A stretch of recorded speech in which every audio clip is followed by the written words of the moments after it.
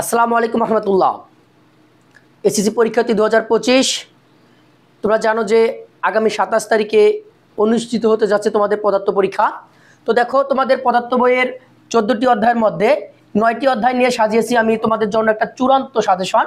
তো দেখো যে 9টি অধ্যায়ের মধ্যে আবার আমি 5টি অধ্যায়কে 3 স্টার করেছি এবং 4টি অধ্যায়কে 2 স্টার করেছি।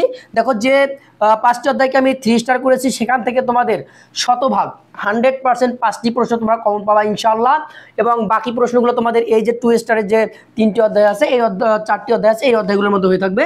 তো দেখো, আমি আবার তোমাদের এই প্রত্যেকটা অধ্যায় ভিত্তিক কিছু বোর্ড কোশ্চেন উঠাই রেখেছি।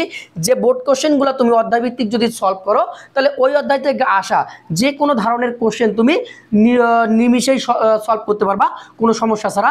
তো দেখো যে তোমরা যদি দেখো যে তোমাদের পদার্থ পরীক্ষা হচ্ছে 100 মার্কের পরীক্ষার মধ্যে লিখিত 4টি প্রশ্নের মধ্যে 5টির উত্তর করতে হয় 50 মার্কের, এমসিকিউ 25টার মধ্যে হচ্ছে 25 নম্বর, এবং তোমাদের ব্যবহারিকের জন্য থাকে হচ্ছে 25 নম্বর। তো তোমাদের 50 নম্বরের জন্য 50-এ 50 পাওয়ার জন্য তোমরা যদি এই 5টি অধ্যায় এবং তার সঙ্গে এই 4টি অধ্যায়কে তুমি যদি একটু ভালো করে পড়াশোনা করো, এবং সেগুলো আমি যে বোর্ড কোশ্চেনগুলো তুলে দিচ্ছি, এই বোর্ড কোশ্চেনগুলোর যদি তোমরা শুধু প্র্যাকটিস করো, তাহলে আগামী 27 তারিখে তোমাদের ফিজিক্স পরীক্ষায় তোমরা লিখিত যে তোমাদের 50 নম্বর আছে, 50-এ 50 তোমরা আনসার করতে পারবা ইনশাআল্লাহ।